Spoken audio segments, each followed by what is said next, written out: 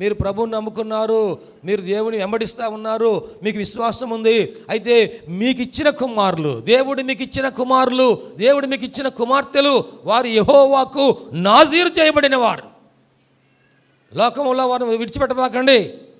దేవుని కోసము ప్రతిష్ఠించబడిన వారు, వారు దేవుణ్ణి ఎరిగినా ఎరగకపోయినా సరే వారు దేవుని కొరకు ప్రతిష్ఠించబడిన వారు. నువ్వేం చేయాలంటే అతని తల మీద మంగళ కత్తి రానియవద్దు. ఒక నియమం దేవుడు ఏర్పాటు చేశాడు. నాజీరు చేయబడిన వారు, ప్రతిష్ఠించబడిన వారు, వారు ఏం చేయాలంటే తమ జుట్టు పెంచుకోవాల్సిందే కానీ అది క్షౌరము చేయడానికి వీలు లేదు. ఇప్పుడు సంసోను పెరుగుతున్న కొలదిగానంట ఆ జుట్టు పెరుగుతూ ఉందంట. ఇప్పుడు దేవుని ఆత్మశక్తి అతనిలో పెరుగుతూ ఉంది. ఆ తర్వాత మనం వచ్చిన వాళ్ళు యెహోవా అతన్ని ఆశీర్వదించిన తర్వాత ఏమని రాయబడింది? యెహోవా ఆత్మ అతనిని రేపుటకు మొదలు పెట్టెను. దేవునికి మహిమ కలుగును గాక. యెహోవా ఆత్మ అతనిని రేపుటకు మొదలు పెట్టెను. ప్రియ దేవుని బిడ్డలారా, అక్కడ దేవుని పరిశుద్ధాత్మ ఎప్పుడైతే అతనిలో ఆ ఎదుగుదల వచ్చిందో ఇప్పుడు జుట్టు అంత పెరుగుతుందంట. ఎంత పెరిగిందండి జుట్టు? ఒక జడ వేసాడు, ఇంకా పెరిగింది. 2 వేసాడు, ఇంకా పెరిగింది. 3 వేసాడు, ఇంకా పెరిగింది. 4 వేసాడు, ఇంకా పెరిగింది. 5 వేసాడు, ఇంకా పెరిగింది. 6 వేసాడు, ఇంకా పెరిగింది. 7 జడలు వేసుకున్నాడు. సంపూర్ణంగా నా జుట్టు పెరిగింది. దేవునికి స్తోత్రం. 7 దేనికి సూచనగా ఉంది? సంపూర్ణంగా. ఎవరన్నా మీరు ఎప్పుడన్నా 7 జడలు వేసుకున్నారా? అంత పెరగలా, మీకు అంత డెవలప్మెంట్ లేదు. మీకు ఒకటి చూసుకొనే మురిసిపోతున్నారు, 2 చూసే ఎగురుతూ ఉన్నారు. ఆయన 7 పెట్టుకుని ఆయన ఇంకేం చేయాలో? దేవునికి స్తోత్రం. అంటే ఎంత ఎదిగాడా అంటే సంపూర్ణముగా. దేవునికి మహిమ కలుగును గాక. ఎంత బలం ఇచ్చా అంటే దేవుడు సంపూర్ణముగా. దేవునికి స్తోత్రం. ఎంత అభిషేకం ఇచ్చాడంటే సంపూర్ణముగా దేవుడు అభిషేకం ఇచ్చాడండి. ఎదిగిన కొద్దిగా ఆ బలము అత్యధికముగా నింపబడుతున్నాడు. నేను ఎందుకు చెప్తున్నానంటే ఈ ఎదిగిన జుట్టు దేనికి సాదృశ్యంగా ఉందంటే పరిశుద్ధాత్మ దేవునికి ఆ బలానికి సాదృశ్యముగా ఉన్నది. ఆ జుట్టు కత్తిరిస్తే ఏమైపోయిందంట? బలము తొలగిపోతుంది. పెరిగితే ఏమైందంట? బలము. జుట్టు ఎదుగుతూ ఉంటే బలము పెరుగుతూ ఉంది. దేవునికి మహిమ కలుగును గాక. చూడండి, మోషే చేతిలో ఒక కర్ర ఉంది. అది దేనికి సూచనగా ఉందండి? దేవుని పరిశుద్ధాత్మ. ఆ కర్ర ద్వారా దేవుడు అద్భుతాలు జరిగించాడు. చూసారా, ప్రపంచం చరిత్రలో సముద్రము పాయలైపోయినటువంటి సంఘటన ఏ దేశంలో కూడా ఎక్కడ కూడాను జరగలేదండి.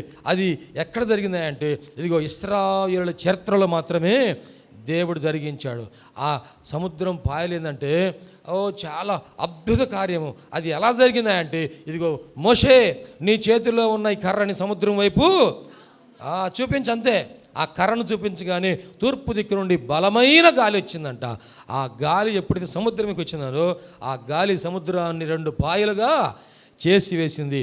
2 పాయలుగా నీళ్లు విడిపడిపోవటమే కాదు కానీ మధ్యలో నేల మీదంట నీటి చుక్క కూడా లేకుండా ఆరిన పొడి నేల మీద ఇశ్రాయేలీయులందరూ నడుచుకుంటూ వెళ్ళారంట. దేవునికి మహిమ కలుగును గాక. ఇదిగో మోషే చేతుల్లో ఉన్నటువంటి ఆ కర్ర దేవుని పరిశుద్ధాత్మ కార్యాలకు సూచనగా కనబడుతుంది. అహరోని చేతి కర్ర అది ఎలాగుందంటండి? చిగురించినటువంటి కర్ర. అహరోను కర్ర చిగురించిన కర్ర. ఆ కర్రను ఎక్కడ పెట్టారు? ఆ దేవుని యొక్క మందసంలో పెట్టారు. అది ఏ కర్ర అంట? బాదం చెట్టు కర్ర అంట అండి. అది ఏమైందంట? ఆకులు వచ్చినాయి అంట, పువ్వులు వచ్చినాయి అంట, ఇంకేమొచ్చినాయి?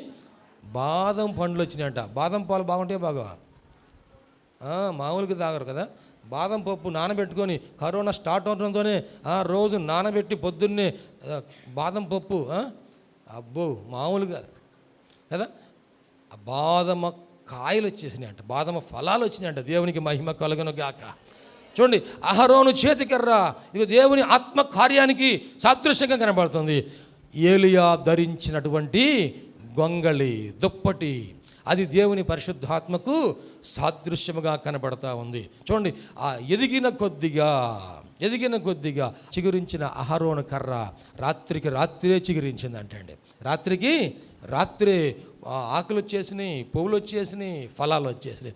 ఎక్కడైనా ఏ హైబ్రిడ్ చెట్టు అయినా లేకపోతే ఇంకా ఏ గ్రహంలో ఉన్న చెట్టు అయినా ఇలా ఫలిస్తుందా? భూమి మీద కాదు, చంద్రమండలం మీద కాదు, సూర్యునిలో ఎక్కడైనా సరే ఏ గ్రహంలో ఇలా ఫలిస్తుందా? ఎలా ఫలించిందంటే అది దేవుని పరిశుద్ధాత్మ కార్యానికి సూచన. రాత్రికి రాత్రే దేవుడు నీ జీవితంలో గొప్ప కార్యాలు జరిగించను గాక. ఈ రాత్రికి ఏడుపు వచ్చినా సరే ఉదయానికి నీ నోట్లో నవ్వుండును గాక. ఈ రాత్రి అంతా అయిపోయింది అనుకున్నా సరే రేపు ఉదయానికి నీలో జీవం ఉండును గాక. దేవుడికి జరిగించే పరిశుద్ధాత్మ కార్యాలు అవి ఇదిగో రాత్రికి రాత్రి ఓవర్ నైట్లోనే దేవుడు అద్భుత కార్యాలు జరిగించను గాక.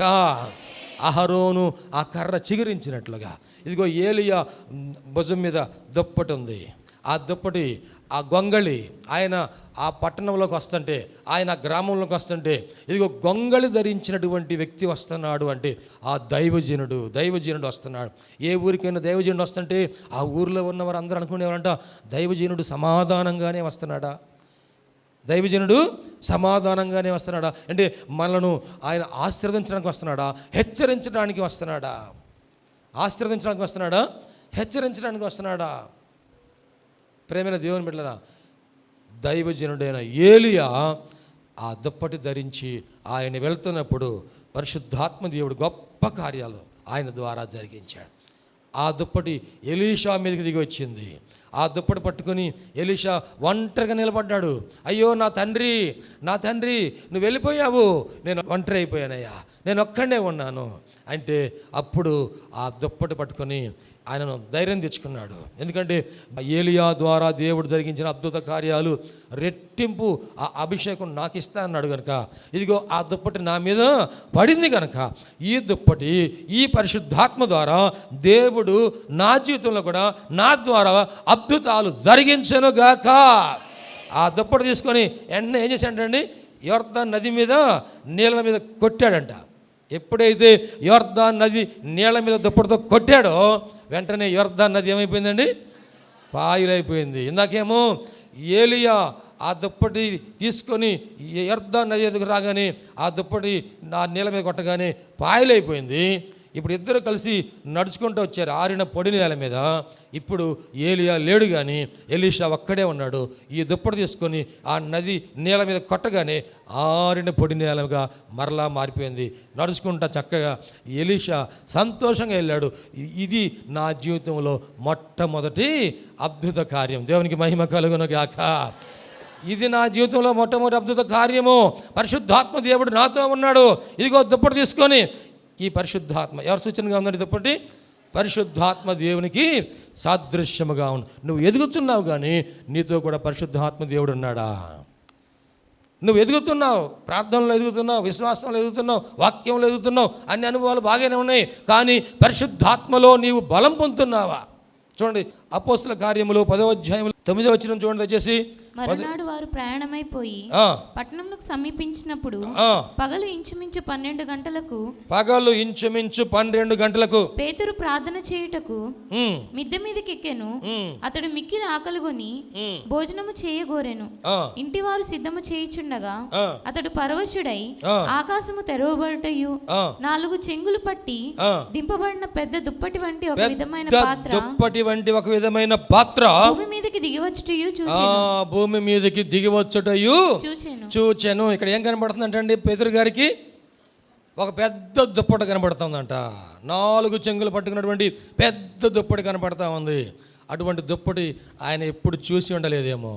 ఇప్పుడు ఆ పెద్ద దుప్పటి ఆకాశము నుండి దిగి వస్తూ ఉంది. దేవునికి మహిమ కలుగునుగాక.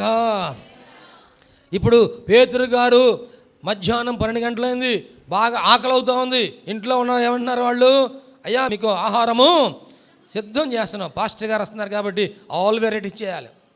ఏం తింటారో ఏమో మనకు తెలీదు కాబట్టి అన్ని రకాలు చేయాలి. చికెన్ 65, మటన్ 85, ఎన్ని రకాలు చేస్తున్నారో అన్ని చేస్తున్నారు. ఆయన అంటున్నాడు నాకు ఆకలి అవుతుంది బాగా అంటుంటే ఒక్క 5 నిమిషాలు అండి, ఒక్క 5 నిమిషాలు అండి కదా. 5 నిమిషాల్లోనే మటన్ అయిపోద్దా, 5 నిమిషాలు చికెన్ అయిపోద్దా? కానీ ఒక్కసారి ఆగితే మేము చేయాలనుకున్నవన్నీ చేసి మీకు పెడతాం. ఆకలి అవుతుంది. అయితే ఆయన అనుకున్నాడు వాళ్ళు తయారు చేసిన దాకా నేను ఎందుకు ఊరిన కూర్చోవడం, ప్రార్థన చేసుకుంటానని మిద్దె మీదకి వెళ్ళి ప్రార్థన చేస్తూ ఉన్నాడు. దేవునికి మహిమ కలుగునుగాక. ఆదివారం రోజున వచ్చే పెద్ద సమస్య ఇదే. ఆకలి రావడంతోనే కేకలు వస్తాయి, కేకలు రావడంతోనే తగాదా వచ్చింది కదా. వండావులే, ఎంతసేపు వండుతావు నువ్వు అనగానే ఆమె వేసేసిద్ది దాంట్లో ఇంకేమి.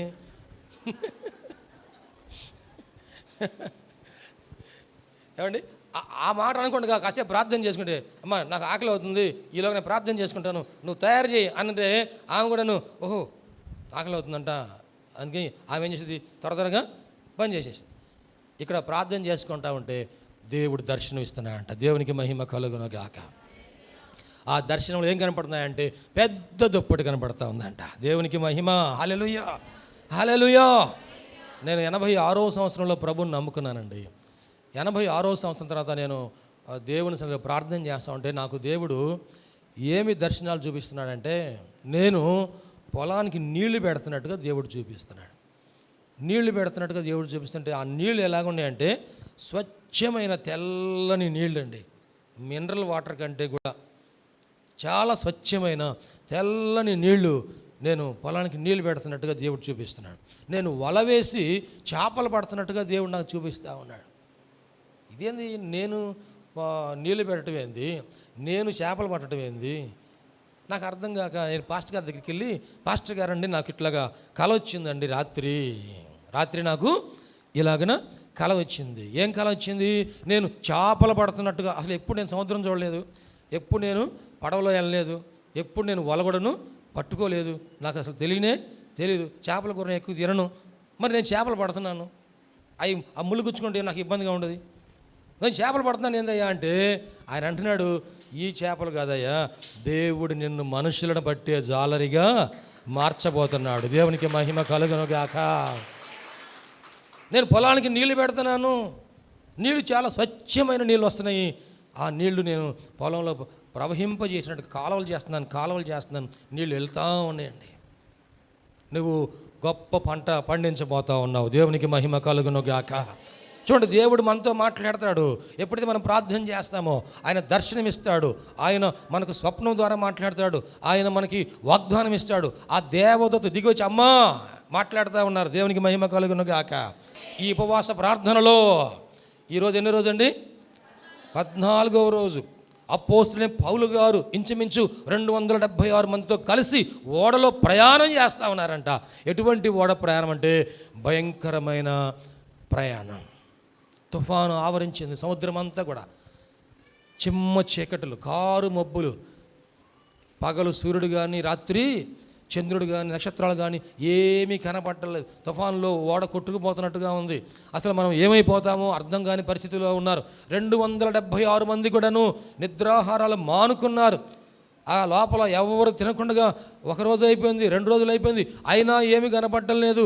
అందరూ కూడా ఇక మనం బ్రతుకుతాము అనే ఒక ఆశ కూడా లేని పరిస్థితుల్లో ఉంటే ఆయన ఏం చేస్తున్నారంట, ప్రార్థన చేస్తున్నారంట. దేవునికి మహిమ కలుగును గాక.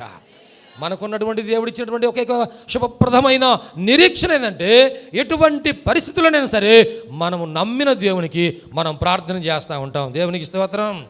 ఆయన ఇమ్మానుయేలు దేవుడు. ఆయన సముద్రం మీదైనా ఉంటాడు, నదిలోనైనా ఉంటాడు, అగ్నిలోనైనా ఉంటాడు, ఆకాశంలోనైనా ఉంటాడు, భూమిలోనైనా ఉంటాడు. ఎక్కడైనా మనకు తోడుగా ఉండే దేవుడు. ఇక్కడ పౌలు గారు ప్రార్థన చేస్తూ ఉన్నారు. 13వ రోజు అయిపోయింది. 13వ రోజు నైట్ ప్రార్థన చేస్తున్నాడు. తెల్లవారింది. అయితే అక్కడ అందరూ కూడా దుఃఖంలో ఉన్నారు, భయంలో ఉన్నారు. ఏమైపోతామో. పౌలు గారు అంటున్నారు, మీరెవరు కూడా భయపడవద్దు, ఎందుకంటే గడిచిన రాత్రి ఇదిగో నేను ఎవరిని సేవించుచున్నానో, సేవించుచున్నానో ఆ దేవుని దూత, దేవునికి మహిమ కలుగును గాక, నేను ఎవరిని సేవించుచున్నానో. ఎవరు మాట్లాడారు పాత నిబంధనలు ఈ మాట? ఏమండి, పాత నిబంధనలు ఈ మాట ఎవరు మాట్లాడారు? దైవజనుడైన ఏలియా. దేవునితో ఆయనకి అత్యంతమైన సన్నిహిత సంబంధం ఉంది. ఇదిగో నేను ఎవరిని సేవించుచున్నానో ఆ జీవము కలిగిన దేవుని. పౌలు గారు అంటున్నారు, నేను ఎవరిని సేవించుచున్నాను ఆ దేవుని యొక్క దూత గడిచిన రాత్రి నా యొద్ద నిలిచి, పౌలా నువ్వు భయపడవద్దు, ఇదిగో నీవు కైసరు ఎదుట నిలువవలసి ఉన్నది. ఇదిగో ఆ, నీతో కూడా ఓడలో ఓడలో ప్రయాణమైపోవచ్చున్న వారిని అందరినీ దేవుడు నీకు అనుగ్రహించి ఉన్నాడు. గట్టిగా చెప్పలు కొడుతూ యేసయ్యకు మహిమ చెల్లిద్దామా. ఇదిగో ఈ ఓడలో ఎంతమంది ఉన్నారో వారందరినీ కూడా దేవుడు నీకు అనుగ్రహించి ఉన్నాడు. ఎంతమంది? 200. ఆ దేవదూత రాత్రి నాతో మాట్లాడారు. ఇవాళ 14 రోజుల నుంచి మీరేమీ తినకుండా ఉన్నారు. ఈ 14 రోజులు మీరేమీ, ఎవరు? ఓడలో ఉన్న వాళ్ళేనా? ఇక్కడ ఉన్న వాళ్ళందరూ రోజు తింటానే ఉన్నారా? ఏమండి? ఈ 14 రోజులు పౌలు గారు అన్నారు మీరేమి, అక్కడ ఉందా లేదా? చదువు, ఆ మాట చదువు, నా మాట కాదు. తెల్లవారుచుండగా పౌలు 14 దినముల నుండి మీరేమియు పుచ్చుకొనక ఉపవాసముతో మీరేమియు పుచ్చుకొనక ఉపవాసముతో. అబ్బా, మనం కూడా ఓడలో ఉంటే పుచ్చుకోకుండా ఉంటామేమో కదా, మనం కూడా సముద్రంలో ఉంటే పుచ్చుకోకుండా ఉంటామేమో. ఎందుకంటే అవకాశం లేదు కదా కదా. అక్కడ వారికి తినడానికి ఉన్నాయా లేవా? ఉన్నాయి, తినటానికి ఉన్నాయి, కానీ తినే పరిస్థితి రేపు వచ్చేవాడికి ఇవాళ తింటాం ఎందుకురా బాబు అనే పరిస్థితిలో ఉన్నారు వాళ్ళందరూ. ఏమి పుచ్చుకోకుండా ఉన్నారు 14 రోజుల నుంచి. కానీ నేను సేవించుచున్న ఆ దేవుని దూత గడిచిన రాత్రి నా యొద్ద నిలిచి ఇదిగో మాట్లాడారు. దేవునికి స్తోత్రం. ప్రభువు నీతో మాట్లాడును గాక. ఆయన తన దూతను పంపించి మనతో మాట్లాడే దేవుడై ఉన్నాడు. సంసోను గురించి ఇక్కడ అతను ఎదుగుచున్న సమయంలో యెహోవా అతనిని ఆశీర్వదించను. యెహోవా ఆత్మ అతనిని రేపుటకు మొదలుపెట్టెను. దేవుని ఆత్మ నీ మీదకి రావడంతోనే ఇక దేవుని కార్యాలు నీలో ప్రారంభమవుతాయి. నీకు తెలియకుండానే జాగ్రత్తగా ఉండండి. మీరు ఎప్పుడైతే దేవుని పరిశుద్ధాత్మ సన్నిధిని అనుభవిస్తూ ఉంటారో మీ మనస్సు, మీ ఆలోచన, మీరు కూర్చున్నటువంటి స్థలము, మీరు పొందే అనుభవము మార్చబడుతూ ఉంటాయి. దేవునికి స్తోత్రం. నీతో ప్రక్కనే ఎవరో ఉన్నట్లుగానే ఆ పరిశుద్ధాత్మ దేవుడు నీ ప్రక్కనే ఉన్నట్లుగానే ఆయన రాగానే నీకేదో కొత్తగా ధైర్యం కలుగుతుంది. ఆయన రాగానే నా ప్రార్థన ఆయన ఆలకిస్తున్నాడనే విశ్వాసం కలుగుతుంది, నమ్మకం కలుగుతుంది. ఆయన రాగానే ఇదిగో నన్ను బలపరిచి ఆయన నాతో కూడా ఉన్నాడు, నన్ను అభిషేకించి ఆయన నాతో కూడా ఉన్నాడు, నన్ను ఆశీర్వదించి ఆయన నాతో కూడా ఉన్నాడు. ఒక నిశ్చయత మన జీవితంలో కలుగుతుంది. ఆయన రాగానే మన మనస్సు మారిపోతుంది. సౌలుని దేవుడు అభిషేకించాడు. ఎవరి ద్వారా? సమూయేలు ప్రవక్త ద్వారా సౌలు రాజుని. పాత నిబంధనలో సౌలు రాజుని అని చెప్పింది, ఓకేనా? సౌలు అంటే మీరు డైలమాల పడ్డారు. ఏ పాత నిబంధన సౌలా, కొత్త నిబంధన సౌలా కదా? పాత నిబంధనలో సౌలుని దేవుడు సమూయేలు ప్రవక్త తైలపు కొమ్మును తైలముతో నింపి అభిషేకించాడు కదా. ఈ సౌలు రాజు గారంట ఆ ప్రవక్త దగ్గరికి ఎలా వెళ్ళాడు, ఎందుకు వెళ్ళాడు అంటే, అయ్యా నా గాడిదలు పోయినాయి. ఈ రోజున చాలామంది కూడాను ఇవేం మాట అంటున్నారు, ప్రభువా నా గాడిదలు పోయినాయి నాయన. ఏం గాడిదలు అయ్యా అంటే, నా ఇంట్లో 2 గాడిదలు ఉన్నాయి ప్రభువా, ఒకటి పెద్దోడు 2 చిన్నోడు. నా గాడిదలు ఇంట్లో ఉండలేదు, నా గాడిదలు పోయినాయి. నా గాడిదలు మందిరంలో ఉండలేదు, మందిరంలో గాడిదలు పోయినాయి. తల్లిదండ్రులు ఎంతో బాధపడుతున్నాడు యవనస్తుల గురించి. ఈ సౌలు రాజు గారు గాడిదలు పోయినాయి అని చెప్పేసి ప్రవక్త దగ్గరికి వెళ్తే ఆయన అంటున్నాడు, దేవుడు నిన్ను గాడిదల కోసం పంపించలేదు, కానీ నిన్ను ఇశ్రాయేలులకు రాజుగా చేయడం కోసము, అభిషేకించుటకు నన్ను నీ కోసం ఏర్పాటు చేశాడు, నిన్ను ఇక్కడ నడిపించాడు. తైలముతో నింపి ఆ సౌలు రాజుని అభిషేకించినప్పుడు నువ్వు వెళుతూ ఉండగానే ఇదిగో నీ మనసు క్రొత్త మనసుగా మారిపోతుంది. నీ జీవితంలో నూతన కార్యాలు నువ్వు చూస్తావు. దేవునికి మహిమ కలుగును గాక. పరిశుద్ధాత్మ దేవుడు మనలో రాగానే మనలో ఏ కార్యాలు జరుగుతాయి అంటే, ఇదిగో నీ మనసు మారిపోతుంది, నీ ఆలోచనలు మారిపోతాయి. ఇక దేవుని ఆలోచనలు నీకు అనుగ్రహించబడతాయి, దేవుని కార్యాలు నీ జీవితంలో చూస్తావు. ఆ సంసోనుని దేవుని ఆత్మ రేపుటకు మొదలుపెట్టాను. ఇదిగో నీలోనికి ఆత్మ రాగానే నీకు తెలియకుండా నీ శరీరం వణుకుతూ ఉంటుంది. దేవునికి మహిమ కలుగును గాక. ఆయన శక్తి నీలోనికి రాగానే నీవు నీ స్వాధీనంలో ఉండలేవు. ఆయన శక్తి నీలో రాగానే నీ శరీరం అంతా కూడా కంపించిపోతూ ఉంటుంది. దేవుని బలంతో నీవు నింపబడినప్పుడు నీవు నీ స్వాధీనంలో ఉండవు, కానీ ఇదిగో పరిశుద్ధాత్మ స్వాధీనంలోనికి నడిపించబడదువు గాక. దేవునికి స్తోత్రం చేద్దామా. ఆ మెడగదిలో ఉన్నవారందరూ కూడా వారి నాలుకలను ఏమి తాకిందంటే అగ్ని నాలుకలుగా విభాగింపబడి వారిని తాకగానే వారందరూ కూడా వారి స్వాధీనంలో లేకుండా ఇప్పుడు పరిశుద్ధాత్మ దేవుని స్వాధీనంలోకి వచ్చేసి అందరి నాలుకలు తాకబడ్డాయి. అందరూ కూడా ఇప్పుడు స్తుతులు చెబుతూ ఉన్న వారందరూ కూడాను తెలియని రీతిలో క్రొత్త భాషలు మాట్లాడుతూ ఉన్నారు. దేవునికి స్తోత్రం. పరిశుద్ధాత్మ నీలోనికి రాగానే, పరిశుద్ధాత్మ నిన్ను రేపుటకు మొదలుపెట్టగానే నూతన కార్యాలు నీ జీవితంలో ప్రారంభమవుతాయి. ఇప్పుడు సంసోను చూడండి ఏమయ్యాడు.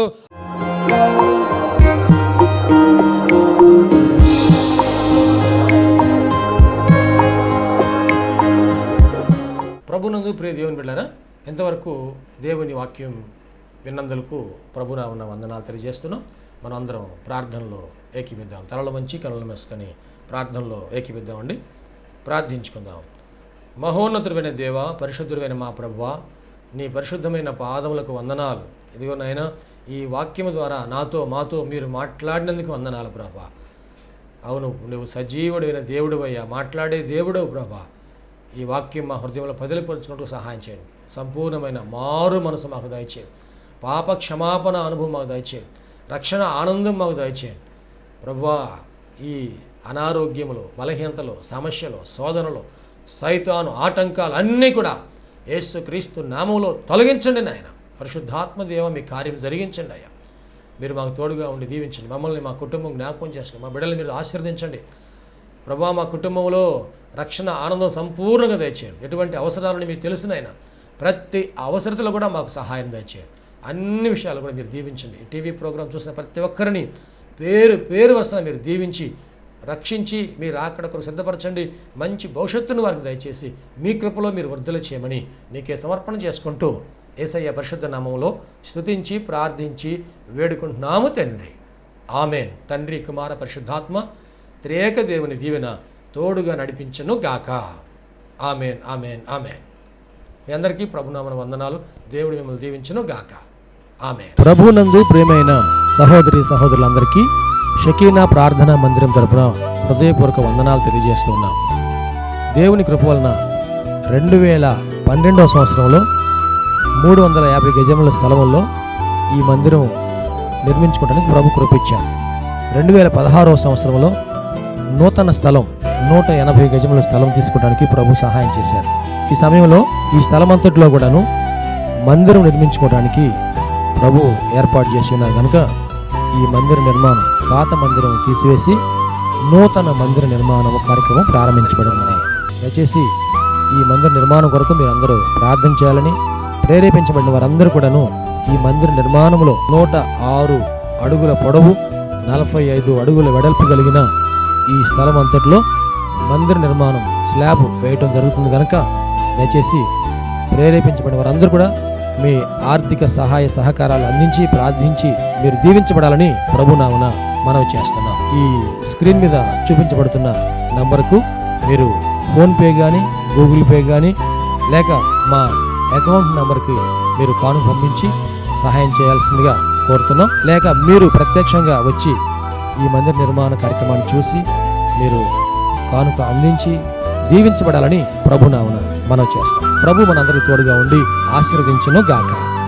ఆమేన్. షకీనా ప్రార్థనా మందిరంలో ఆదివారపు ఆరాధనకు మా ఆహ్వానం. అనారోగ్యంతో బాధపడుచున్నారా? దురాత్మలతో పీడింపబడుచున్నారా? పాపపు అలవాట్లు మానలేకపోతున్నారా? కుటుంబ సమస్యలతో కృంగిపోతున్నారా? భవిష్యత్తు గురించి భయపడుచున్నారా? షకీనా ప్రార్థనా మందిరానికి ఇదే మా ఆహ్వానం. రక్షణానందం పొందడానికి, ఆరోగ్యము, ఆశీర్వాదం పొందడానికి, పరిశుద్ధాత్మ అభిషేకం పొందడానికి, ప్రభు రాకడ కొరకు సిద్ధపడుటకు ఆదివారం ఉదయం 7:30 గంటలకు జరుగు ఆరాధనకు అందరికీ ఇదే మా ప్రేమపూర్వక ఆహ్వానం. షకీనా మెలోడీస్ అను మా పాట DVDలు, CDలు మరియు పాటల పుస్తకములు మా యొద్ద లభించును మరియు గుంటూరులోని ప్రబోధ బుక్స్టాల్ నందు మీకు లభించును. ఈ సందేశం మీకు ఆశీర్వాదకరంగా ఉందని నమ్ముచున్నాం. మీ ప్రార్థన అవసరతలకు మరియు మరిన్ని వివరములకు సంప్రదించవలసిన మా address pastor G Vijay Kumar గారు, షకీనా ప్రార్థనా మందిరం, శారదా కాలనీ, 32వ లైన్, గుంటూరు. మా ఫోన్ నంబర్స్ 9963242497 మరి యొక్క నంబర్ 8885539777. Praise the lord.